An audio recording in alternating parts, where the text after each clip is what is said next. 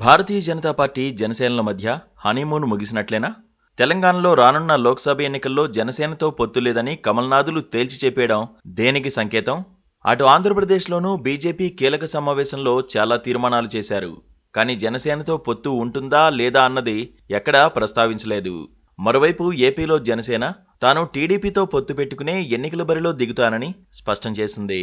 తమతో బీజేపీ కలిసొస్తుందని పవన్ కళ్యాణ్ అన్నారు.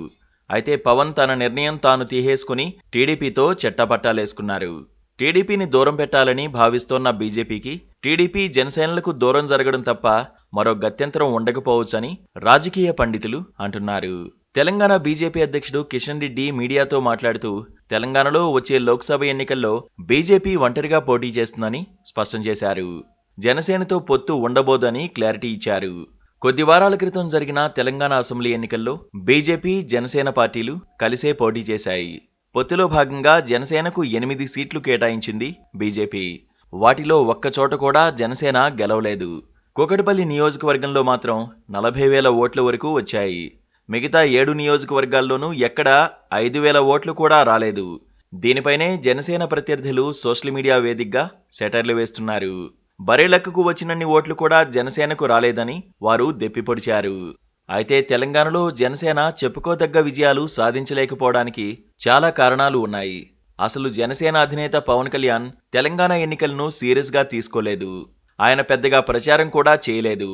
ఆయన విస్తృతంగా ప్రచారం చేసి ఉంటే ఖచ్చితంగా జనసేనకు కొన్ని సీట్లు వచ్చి ఉండేవని ఆ పార్టీ నేతలు భావిస్తున్నారు. ఇంకో కారణం ఏంటంటే బీజేపీతో పొత్తు పెట్టుకోవడం వల్లనే జనసేన తెలంగాణలో కొంత నష్టపోయిందన్న వాదనలు కూడా ఉన్నాయి. తెలంగాణలో పాలకపక్షంగా ఉన్న బీఆర్ఎస్ బీజేపీల మధ్య రహస్యావగాహన ఉందన్న ప్రచారాన్ని జనం నమ్మారు. అందుకే బీఆర్ఎస్ను వ్యతిరేకించేవారు కాంగ్రెస్కు ఓటు వేసి ఆ ప్రభుత్వాన్ని తెచ్చుకున్నారు. అందుకే బీజేపీకి తక్కువ సీట్లు వచ్చాయి.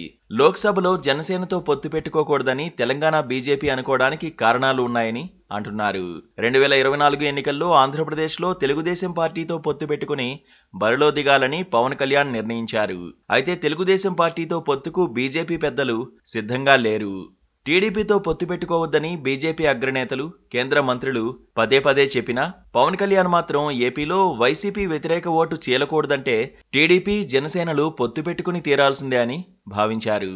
టీడీపీతో కలిసి రాకపోతే బీజేపీకి దూరం కావడానికి కూడా పవన్ సిద్ధంగా ఉన్నట్లు ప్రచారం జరుగుతోంది.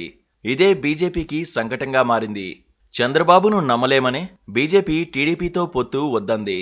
జనసేన మాత్రం పొత్తు కావాలంటున్నారు. అందుకే తెలంగాణ, ఆంధ్రప్రదేశ్ రాష్ట్రాల్లో ఒకేసారి జరిగే ఎన్నికల్లో జనసేనకు దూరంగా ఉండడమే బెటర్ అని బీజేపీ భావించి ఉండవచ్చని అంటున్నారు.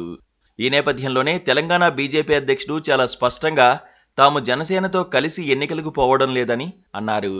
ఆంధ్రప్రదేశ్ బీజేపీ నిన్నటిదాకా జనసేన తమతో కలిసే ఉందని, వచ్చే ఎన్నికల్లో జనసేనతోనే కలిసి వెళ్తామని అంటూ వచ్చింది. కానీ తాజాగా జరిగిన పార్టీ సమావేశంలో కొన్ని తీర్మానాలు చేసిన ఏపీ బీజేపీ నేతలు జనసేనతో కానీ టీడీపీతో కానీ పొత్తుల గురించి కనీస ప్రస్తావన కూడా చేయలేదు. దీనర్థం ఏపీలో కూడా బీజేపీ ఒంటరిగానే పోటీ చేసే ఆలోచనతో ఉండడమే కావచ్చంటున్నారు పరిశీలకులు. ఒకవేళ బీజేపీ జనసేనలు వచ్చే ఎన్నికల్లో విడివిడిగా బరిలోకి దిగితే ఇక రెండు పార్టీల మధ్య పొత్తు తెగతెంపులైనట్లే అవుతుందంటున్నారు రాజకీయ పండితులు. ఇటువంటి శుభవార్త కోసమే ఏపీలో కమ్యూనిస్టులు ఇంద్రుడి కజిన్ బ్రదర్స్లా ఒళ్లంతా కళ్ళు చేసుకుని ఎదురుచూస్తున్నారు. టీడీపీ వద్దని బీజేపీ, బీజేపీ వద్దని కమ్యూనిస్టులు, ఒంటరిగా పోటీ వద్దని జనసేన ఆలోచనలు చేస్తూ ఉంటే చంద్రబాబు నాయుడు మాత్రం ఇటు జనసేనతోనూ పొత్తు కావాలంటున్నారు, అటు బీజేపీతోనూ సంబంధాలు ఉండాలని కోరుకుంటున్నారు.